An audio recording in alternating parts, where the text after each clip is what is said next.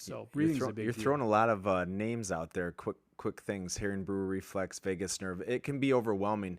Here's the thing that out of all the people that I worked with, including myself, when you practice your breathing, you feel better emotionally, uh, psychologically, from a hormonal standpoint, from an energy standpoint. But wouldn't you say this is the last thing people tend to do until they actually it clicks in their mind? Well, if you watched Boji, which is your dog Boji, and my dog Floyd, when they're kind of relaxing, laying down at night, the last thing they kind of do is just take this big, huge diaphragmatic breath, and then they basically go. So our animals do it, we do it, but many times we were over breathers. We breathe too fast, breathe too much with the chest. So breathing is a skill and it's a practice. And we know with our kids, it's one of the fastest ways to calm our kids down. So it's just it's a skill that we have to practice. And again, breath work's a big deal. Why do you think, with you got the books and the podcasts, still the skill of breathing is so poor? Why? Because we don't practice it. And then with the amount of stressors that are in the world, then you get even worse and worse. And again, I used the Herring Brewer reflexes. I used the vagus nerve because that's the science. If I'm breathing too quickly, the Herring Brewer reflexes kick in, and that stimulates all your stress hormones. Right, cortisol. So now you're like, okay, really, what's the science behind breathing? Well, if I'm breathing through my diaphragm through my nose and slowing it down, it stimulates the parasympathetic nervous system that slows everything down. So here's the science behind breathing. And sometimes I think when people understand what's behind the curtain, they're like, is that why my resting heart rate goes down? Is that why my resting blood pressure goes down? Is that why my brain waves start to feel, is that why my gut gets healthier? Yeah. So we have to just understand a little bit more about the power of breath, and then we need to practice it.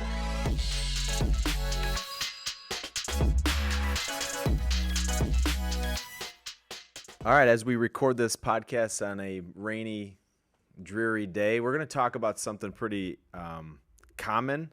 It's pretty heavy, but I think it needs to be talked about more as more and more people struggle with it. And so, title of this is How to Manage Anxiety and Depression with Lifestyle Changes.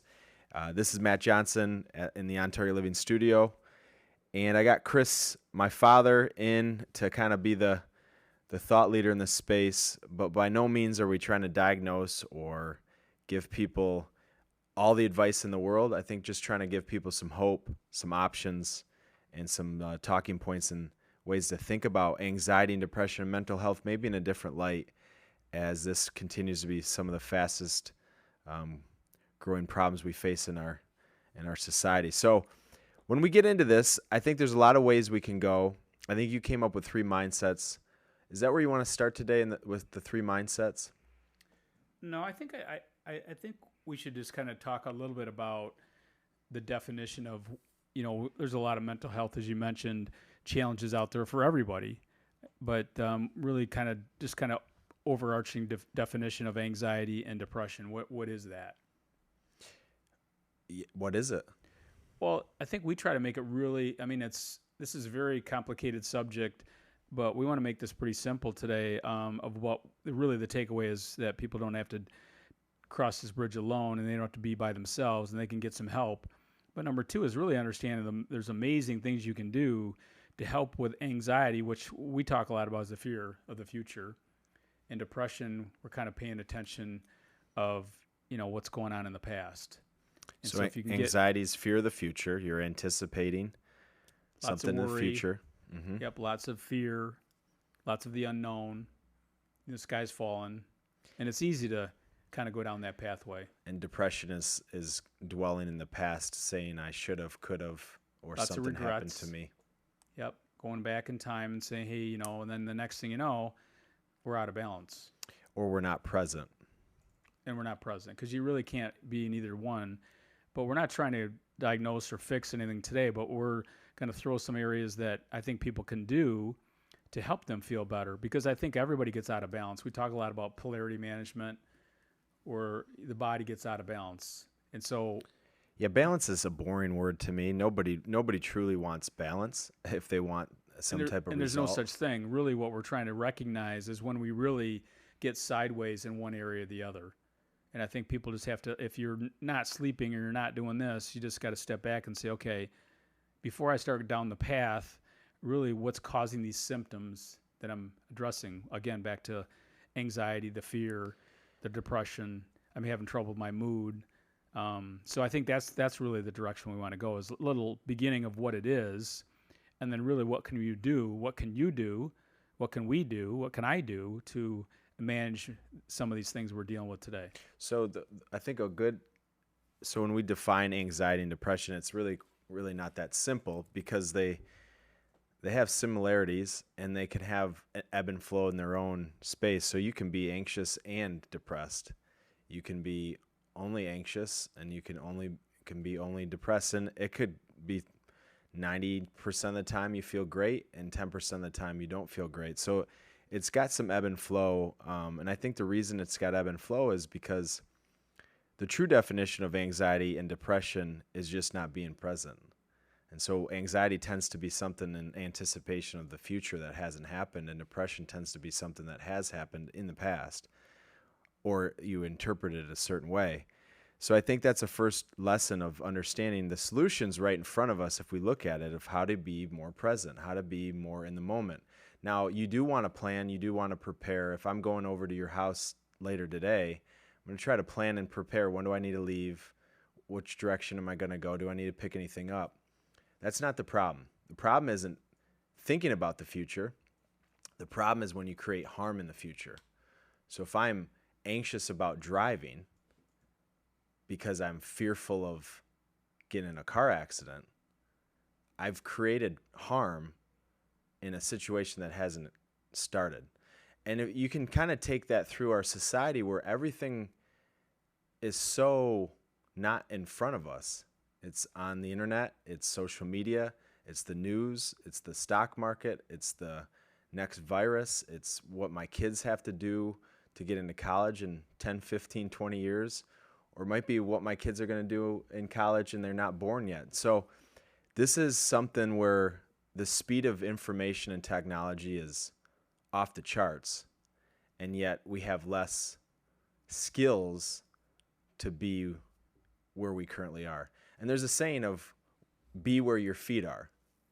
And that's exactly what we need to learn how to do, is to be in the space that we're at. And what you'll find, and we've been with a lot of thought leaders in this space, is when you're in the moment of right now, there's really not that much pain. It's what we do with our thoughts and our mind to take us to that point. So I think that's a great way to start of the definition of anxiety and depression, and working backwards to how do we solve it. So let's go into the 3 mindsets you have for solutions. Well, I think the first mindset is just understanding, how to balance or get back into understanding the nervous system, which is stress. So we've talked a lot about stress many times on this podcast, but it's a wrecking ball, and it's a wrecking ball for many things, including mental health. So I think the first thing is understanding that the sympathetic nervous system, that's the gas pedal, and the parasympathetic nervous system is the brake. And again, are we understanding a little bit? So when the sympathetic nervous system is on, I'm probably going to be more fearful, more worry, everything's speeding up. I'm going to have trouble sleeping. I'll have trouble with pretty much anything. And then the parasympathetic nervous system, everything's slowing down, and man, it could slow down so much that I have trouble getting out of bed.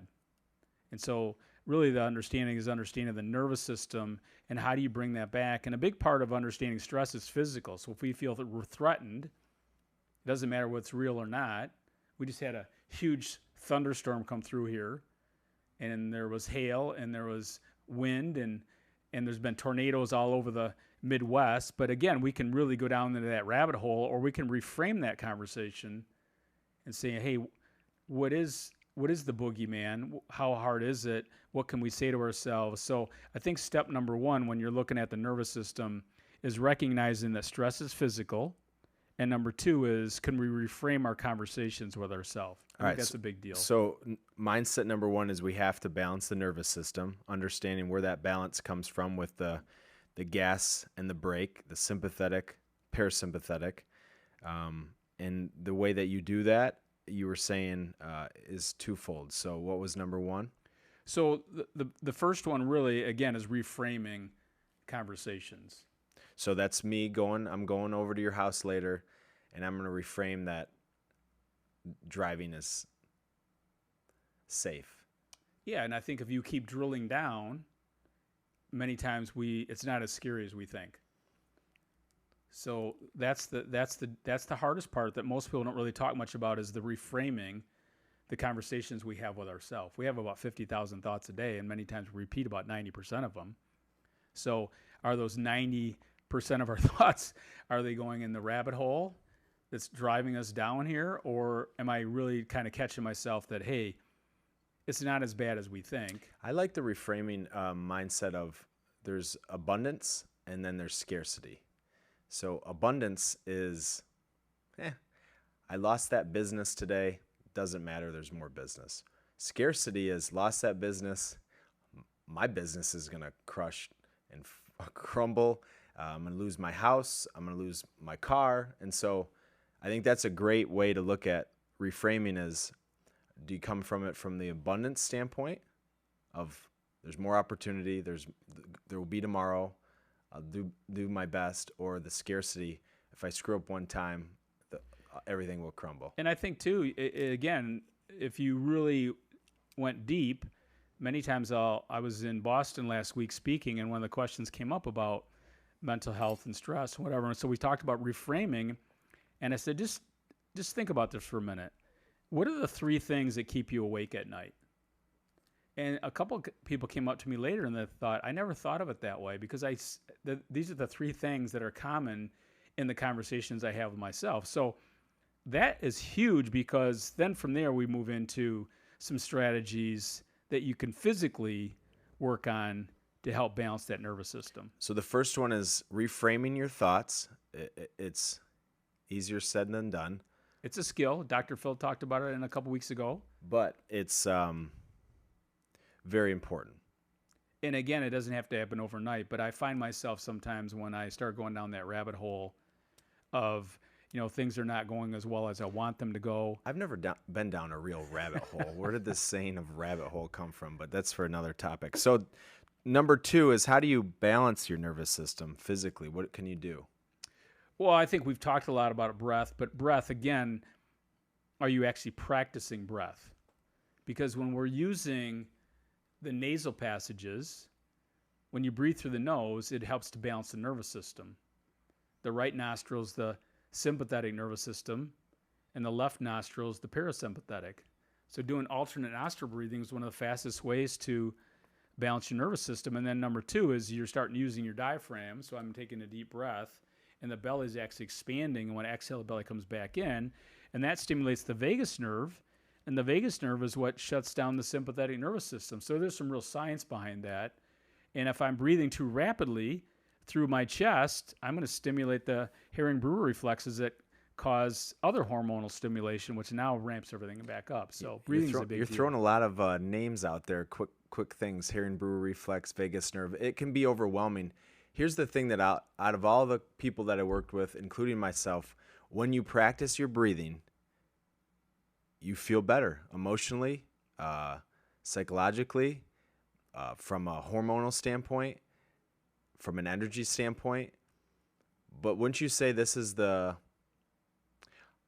last thing people tend to do until they actually, it clicks in their mind? Well, if you watched Boji, which is your dog Boji, and my dog Floyd, when they're kind of relaxing, laying down at night, the last thing they kind of do is just take this big, huge diaphragmatic breath, and then they basically go. So our animals do it, we do it, but many times we were over breathers. We breathe too fast, breathe too much with the chest. So breathing is a skill, and it's a practice. And we know with our kids, it's one of the fastest ways to calm our kids down. So it's just it's a skill that we have to practice. And again, breath work's a big deal. Why do you think with you got the books and the podcasts, still the skill of breathing is so poor. Why? because we don't practice it. And then with the amount of stressors that are in the world, then you get even worse and worse. And again, I used the Herring-Brewer reflexes. I used the vagus nerve because that's the science. If I'm breathing too quickly, the Herring-Brewer reflexes kick in, and that stimulates all your stress hormones. Right, cortisol. So now you're like, okay, really, what's the science behind breathing? Well, if I'm breathing through my diaphragm through my nose and slowing it down, it stimulates the parasympathetic nervous system that slows everything down. So here's the science behind breathing. And sometimes I think when people understand what's behind the curtain, they're like, is that why my resting heart rate goes down? Is that why my resting blood pressure goes down? Is that why my brain waves start to feel, is that why my gut gets healthier? Yeah. So we have to just understand a little bit more about the power of breath, and then we need to practice it. And so without getting crazy, but if you can practice breathing a minute or two every day, and it doesn't cost a dime, now we develop the skill. Yeah, I think it's if there's one takeaway, everybody, even the most Dr. Phil, who's been doing it 50 years, any meditation expert is going to tell you it's not an end game. It's a continual progress of just getting better and being connected with your breathing and doing it in a way that can become habitual and part of your life versus a chore and something you do only when you have pain. See, one of the things that when I work with people, anxiety, depression tends to be the focus when people are anxious or depressed. But as we all know, we don't have it 100% every day, all day. And so when we're not depressed or anxious, that's actually when we should be practicing some of these skills as well. So it's not just when you're anxious that you should be working on your breathing. Actually, it becomes hard. If you really don't have the skill, when you're anxious for something, just focusing on breathing can be very hard. Well, when we bring groups in here and you watch them work on their breathing, you can tell the people that have a lot of anxiety because they really don't want to sit still. So it creates a lot of stillness that we talked about this last week. It's not comfortable, but it is a skill that takes time that now I have much more control on both sides of the equation. Because you said earlier, many times it's a combination of things. It doesn't always have to be depression or anxiety. Sometimes it's just a combination. But I think breathing is step number 2 after we talk about reframing, and then we get into sleep and the power of sleep. Because if people are depressed or they have anxiety or anything in between, sleep turns into a real problem. So it's a symptom on both sides of the equation. So if you're not sleeping, that might be a first step. Like, what's going on in my gut? What's going on in my nervous system? Why am I not sleeping? Let's address that. And then, there's a lot of things to help improve sleep. But again, back to the breathing. If you can get the nervous system relaxed, you're going to sleep better. And then the last thing is, I like to call it pace of life. And do you have enough space to handle your pace? Because when my pace of life gets going too much, I probably don't have a lot of time to work on my breathing or eating correctly, or just everything's going 900 miles an hour. So now, and many times I'm anxious.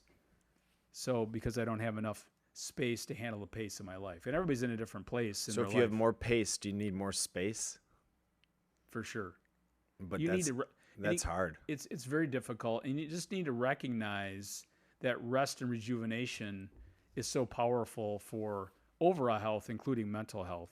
So but again, it's like any engine. If the engine is working so hard, anything, you're gonna understand that it does need a period to just kind of cool down.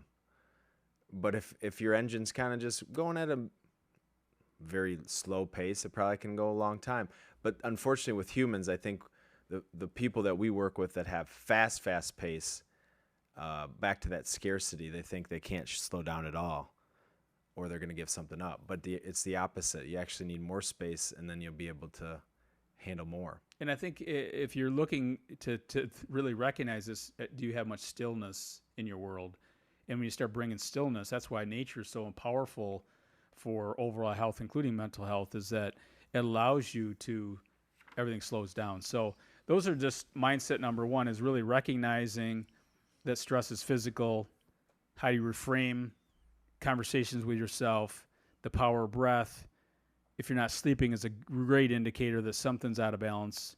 And then do you have is your pace of your life equivalent to the space that you have? And if you don't, you want to create that space. And those are all in our control. Everything is in our control. And this is, again, the point of this podcast is that we have so many people that reach out to us, but this is not step one. In reality, this needs to start just recognizing that I do have much more control, and this doesn't cost a dime. It just takes practice. All right, let's go to mindset number 2. So mindset number 2 is understanding the power of nutrition and how the food we eat affects so many things, because you have the gut-brain connection. And so I think sometimes if you get the nervous system now a little bit more in sync, now we start understanding the power of food and how it can really improve how we think, our mood, our hormones, everything. So again, there's so much conversations about gut health, but when the gut gets healthier, you start producing the right hormones, neurotransmitters in the brain. I mean, the list goes on and on. So, and again, when you look at the enteric nervous system, it's the two brains. It's the gut and the traditional brain that they work together. So they're not independent at all. They're completely together. Yeah, so the enteric nervous system is the gut, and it is a nervous system, and that's why it's called the second brain. So we all know about the central nervous system, but very few people have ever heard of the enteric nervous system, which is this neurological wiring that runs through your entire digestive tract. And the amount of cells we have in the gut is incredible. And so the lining of the gut, a lot of communication happening that we take for granted. So if I took Karis out for pizza yesterday, and we did some daddy-daughter date day. My energy plummeted. I ate this pizza, tasted great. We had fun. Energy plummeted. A lot of communication happening that we sometimes take for granted. I think both me and you recognize the swings more than maybe the average person, because we're more sensitive to it, because we probably tend to eat cleaner for the most part. So enteric nervous system's big deal. What can we do, or what are the kind of steps to clean up the gut or have that gut thrive, or that garden thrive? Well, I think gut number one is really looking at what are you putting in the gut. Are you putting way too many supplements in your gut? What type of foods, what kind of beverages? That's step kind of one. And then really start bringing in the pre, pro, and symbiotic foods. So what are people putting in their gut too much? Let's break that down. Well, I think too much caffeine, energy drinks, alcohol, soda pop. So let's start with caffeine. What's that going to do to your enteric nervous system? Well, it's going to speed everything up. So now we're putting more, gasoline. So again, the sympathetic nervous system is going to be a little bit more. So a little heat, which creates inflammation. Yep. So again, inflammation's going to we're ramping it up. And again, we're not trying to beat up caffeine today, but we're just understanding that if I have a lot of anxiety, the last thing I need to be doing is energy drinks and caffeine and soda pops and things like that are going to. And we're talking long-term things. So sometimes caffeine for some people can give them let's just talk someone in a depressive state, could give us a quick fix. Yeah. And again, back to recognizing, because everybody who has to understand it, they're the leaders, the champions of their health. And so really our role is trying to allow people the skills to start being able to control, what they're doing. So I think the big one is start recognizing, what am I putting in my body? And then that number 2 is, am I deficient in nutrients that are causing me to be. Yeah, before we go into that, so beverages are a big deal that can be overlooked. So are you putting too much caffeine? Yeah, I mean, energy look at some drinks? of the just sweet drinks we're putting in our body. There's a lot of things out there that I was in Boston last week coming through the airports, and I'm like, do they just have real water? I mean, there's just so many options. No, they don't. It doesn't exist. Give me real water. The other thing is alcohol. Alcohol is something that obviously everybody wants to know. It's a sensitive subject for, many people want to know exactly what to do or what kind of drink or what's the optimal stuff to drink. Some people are no alcohol at all, and then some people are in moderation. I think all you're saying here is the beverages we put in our body tend to be, for the most part, the area that you tell people to kind of cut back the most. Food is, I think, somewhat common sense. For some reason, I think when we drink it, we tend to forget that it does have the same benefit or detriment to our digestive tract. Well, I had a guy that had hiccups for 2.5 years, and he really didn't pay it, and nobody even really asked him what he was drinking. And so his body, his mind, he was a wreck. But he was drinking 2 pots of coffee a day. Now, that's kind of common sense. But then he would drink, 3 or 4 alcoholic beverages at night. So you're doing things to get you going, and then things that take you down. And then when we started changing the beverages he was consuming, not saying we're anti-alcohol or caffeine, we just really cut everything down. And then we started adding better foods. And so his garden started getting healthier. Hence, everything started improving. And then slowly over time, his hiccups disappeared. So that's about really paying attention to what you're putting in. Obviously, the crummy food. What's next after we've kind of maybe minimize or have some self-awareness about those things? Well, I think we've been teaching this for a long time, but really to start recognizing what foods are closer to the source. And then from there, you're going to allow yourself not to be missing too many nutrients. And then we get real specific. So I was talking to a person a couple days ago, and I said, let's bring more magnesium foods into her diet. So this is the oatmeal on the run. This is eating real fruit. This is coconut, cacao nibs. So we really loaded up with this magnesium type breakfast. Yeah, and so the idea around eating closer to the source is when you eat closer to the source, you're going to have these nutrients that you're missing. Instead of getting so fixated on what those nutrients are from the get-go, you start eating more whole foods, they tend to be in there. And they're going to be much more absorbable than anything in isolation. I was reading something the other day with the craze of intermittent fasting. One of the side effects from people that maybe aren't doing it the right way and or not really aware that this could have other side effects for this change is when you skip breakfast specifically, it's not necessarily how long you fasted, but when you skip breakfast and your body's active and working, you're more prevalent to have periods of anxiety. And it makes a lot of sense because think about what's happening. You're up, you need energy, body looks for energy, and it's got stored energy, but then it says, okay, what's being consumed? Where's my fuel? Not much fuel coming in, and so I got to go into this hyper alert space. And you get heated up. You're actually hot. Your metabolism's working a lot harder to create this energy. And those are some of the benefits of fasting. Metabolism, cognitive ability, you're kind of reducing maybe weight. But from an anxiety standpoint, it's going to raise it. And so I think we've seen a lot of people that are going after whatever, trying to lose weight, trying to cut back, trying to follow whatever they see on the internet, and they forget that there sometimes could be something that also follows it. And that's a big one, is anxiety, especially people missing breakfast. So if anxiety is something you're struggling with and you're saying, well, some days I have it and some days I don't, something to look at is saying, are you eating breakfast? And if you are, maybe it's the days that you're eating the crummy breakfast versus the healthy breakfast. Yeah, I mean, we want you to fast. But again, when we exceed many times, then we're going to have problems with things speeding up a little bit too, including, so again, recognizing that if I'm already anxious, I'm already worrying, I'm already having trouble relaxing and sleeping and this and that, then maybe that's not right for me. It's no different than exercising. Some of the people that are the fittest people that I work with, the last thing I need to do is have their intensity of their exercise be higher. I'm trying to calm them down a little bit to help them cool down, relax, and slow down. So again, just recognizing where you are. And the other thing, I think the thing that many people are still missing today, we talk about mental health, whether it's anxiety or depression or anywhere in between, is omega-3 fats. So omega-3 fats, vitamin D3, anything dark green, chlorophyll, these are all amazing nutrients for, mental health. So again, those are just some things right off the top. Eating apples, coconut, real basic foods. But I see so many of my clients over the years are deficient in many things, including omega-3s and some form of chlorophyll.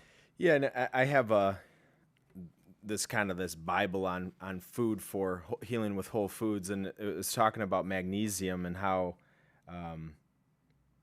magnesium is so powerful for healing the heart and calming the body down. And green foods are rich in magnesium because this mineral is positioned at the center of every chlorophyll molecule. That's maybe too much for everyone, but what you need to know is green in color helps the body heal. So I think when we start to extract these things or maybe do these things in such isolation, we forget that the source has a lot of the answer. And back to omega-3s or chlorophyll or magnesium, these are some things that people are. And that's, again, back to Epsom salt baths, high in magnesium. So again, when I'm working with most of my clients, whether it's in speaking or, training or whatever it might be, we're always going back to, things that people are missing.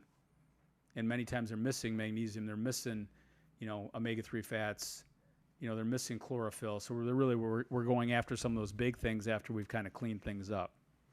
All right. Anything else there from the digestive, the gut health? We can go into microbiome, and I think you're talking about pre and probiotics. Anything you want to mention on that? I think there's this understanding that, a prebiotic is the soil, a probiotic is the seed, and a symbiotic means both. So when you start eating more live foods, your need for other supplements is going to start disappearing because now you're creating that nice ecosystem for the gut, and that gut is your garden. So really that's the key there. And, you're doing apples, lemon in your water. These are really some simple things.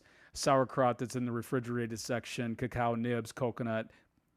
These are all really good nutrients for the gut. Okay, what's mindset number 3? So mindset number 3, we got to start with the sun.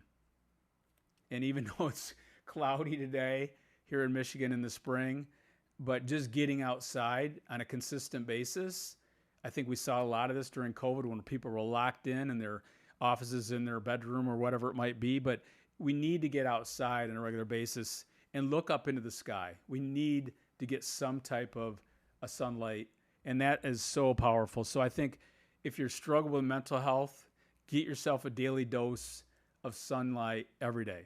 That's step number 1. Number 2 is the power of nature. I can't say this enough. I feel blessed that I live in a nature preserve, but when I feel like I'm a little off, I'll take Floyd outside in the woods and just amazingly in 15 minutes, I'm just paying attention to the nature and the sounds or lack of sounds. And so I think nature brings us all back. And I think sometimes wherever you live in the world today, we're not around nature enough. And when we're bringing nature back into the world, I say this all the time. If at some point in my career I could go in the mountains of Colorado for 6 months, I think you could probably heal most things. And a big part of that was getting people outside and in the sun and getting them out in nature. And then from there, we got to go into movement. Because if we could put movement in the bottle, motion creates positive emotion. I truly believe that that's a great place to start.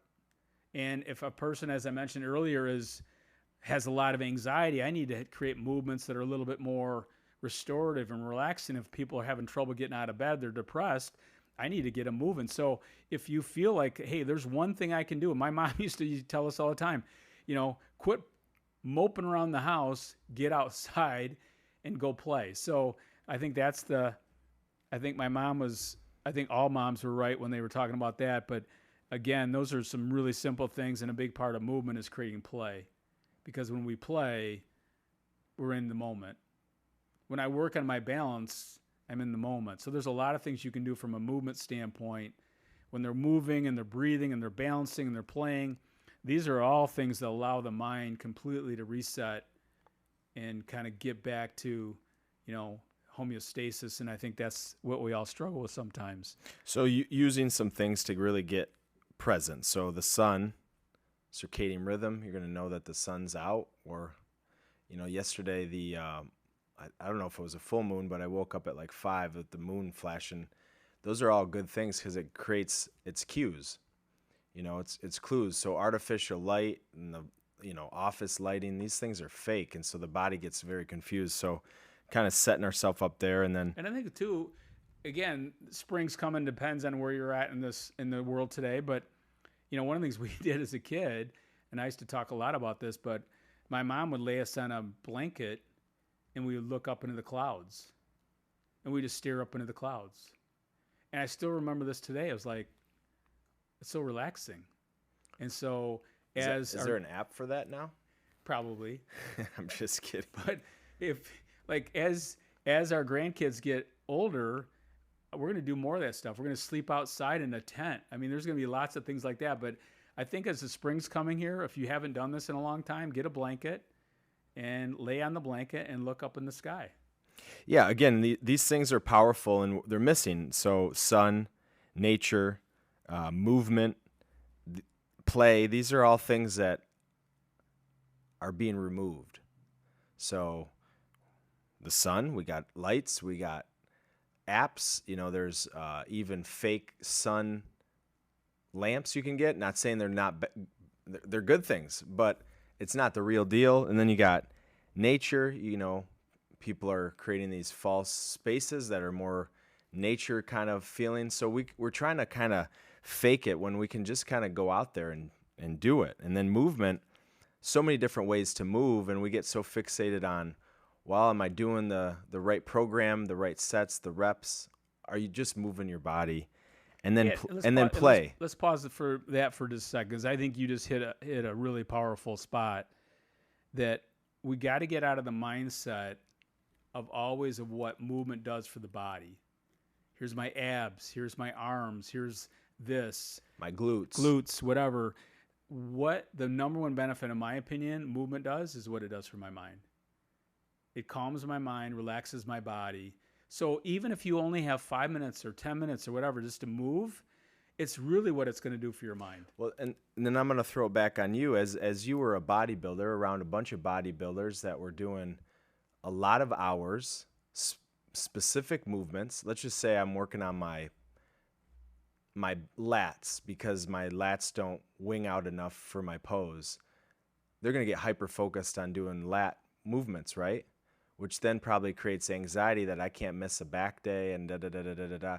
So in society, as exercise and strength training specifically has boomed, thanks to social media and the look we're going after, again, one of the downsides of this is you get too focused on the look, and it can create this other side of it. You get focused on, okay, I gotta do 50 handstand push-ups before I leave the gym, or I gotta bench press X or whatever it might be. We get so fixated on the reps and the sets and the amount of weight and all of the workout. Reality is, if we could just step back. If I look back in my time, I would say most of the bodybuilders I worked out with, it was a really extremely anxious crowd. They were going 900 miles an hour. They couldn't relax. Everything's super intensity.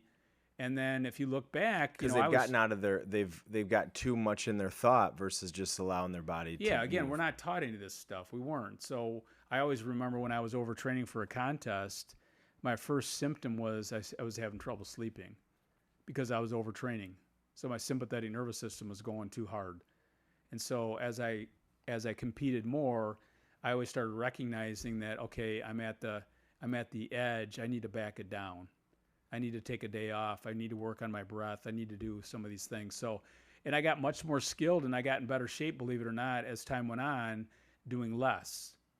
And today I look at my training But you got to let go to do that. You got to let go. Yeah. I don't need to bench press X, or I don't need to squat X. Or some days you can and some days you don't have to. Oh, for sure. And it's not saying we're not doing that stuff. Yeah. But recognizing that maybe what I really need is more restorative movements today or whatever. So it's recognizing that. All right. So as we wrap up, again, a very deep, heavy conversation, trying to create some optimism, some control. 3 big mindsets. Number 1 is we got to balance the nervous system. Stress is physical. Number 2, what you eat and your gut is going to have a role in how you think and feel. It's the enteric nervous system. So the food we eat, the drinks we put in our body, the supplements we put in our body do have a big role. And then number 3 is, I'm just going to call this kind of letting go and getting back into nature. Sun, outside, daily movement, creating play. What do you want to wrap up with as we talk about managing anxiety and depression with lifestyle change? Well, I think we kind of mentioned this at the very beginning, but in our world today, you don't have to cross these bridges by yourself. You don't have to do this alone. And so if you're feeling like I am struggling a little bit with this, reach out to somebody and really get back to the basics of what we talked about today. Believe it or not, if I was trying to help my mother or my kids or whatever, I would be walking through this template. That's where I would begin.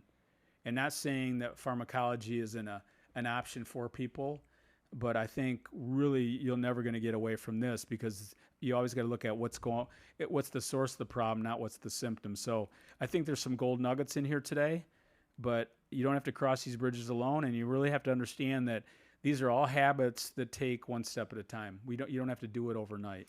Yeah, and I wrote this down as we began today. Imagine if you were struggling with anxiety specifically, depression also, but anxiety specifically, how many people would kind of help their anxiety if they just cut out social media? And I think that's some self-awareness that we have to have, because it's only been around for a small period of time with this exponential growth in this pain. But I think people aren't willing to make sometimes this change for this pain that I think is not worth it. So sometimes we have to look ourselves in the mirror and say, are we doing everything in our power that we want to? And sometimes we don't want to, and that's where the next step would be. But if we don't want to go down that next step, I remember working with a young 18-year-old hockey player. He was struggling with a lot of things, focus, anxiety. I said, how much time are you spending on social media? And he kind of didn't want me to go any further. And I said, if you spent 0, this would improve. You don't have to spend 0. Maybe we could go from 5 hours to somewhere else. So that's something to kind of look at. I think again, just without, as we wrap this up, but I think that's that's a whole nother conversation. But if you're having that stimulation, and again, Rashawn and I talk about this, you've talked about it, but what are we listening to? What are we reading? Is it really moving us forward, or is it taking us down? So I think looking at how much TV are you watching? Ted Lasso's back. One thing I love about Ted Lasso, the series, is it's so uplifting. It's funny. It's got a great story. Or I can watch Succession, which is going to take me, in a bad spot. Ozark, so yeah. I get to choose. Mm-hmm. And so if I'm choosing some of these things and recognizing it, or I'm on social media, these are things that are probably obviously attributing to some of these problems. And again, it's a skill. So if your habit is scrolling on social media, which is not real, I think we just have to understand that. It's information, it's content, it's entertainment, but it's not real. And so it means it's not present. And if we continue to be out in this space, whether it's back or forward, we're going to lose the skill of being with ourselves. And so as I wrap this up, we can talk about all these things, but at the end of the day, it always comes back to, are you happy being with yourself? So can you sit still, or can you walk in nature and be content with that? Can you be okay with that? And when you can, that skill is going to be enough where you can kind of handle some of these things a lot, more resiliency. So as we wrap this up, how to manage anxiety and depression with lifestyle change, just start with a couple things. Understand that you're not doing it alone. Create a couple new habits. And then also coming back and saying, what can I do before I go maybe that next step? Thanks for joining us. We'll see you again next time. If you have any questions, any thoughts, any comments, shoot me an email at info@ontargetliving.com. We'll see you again next time.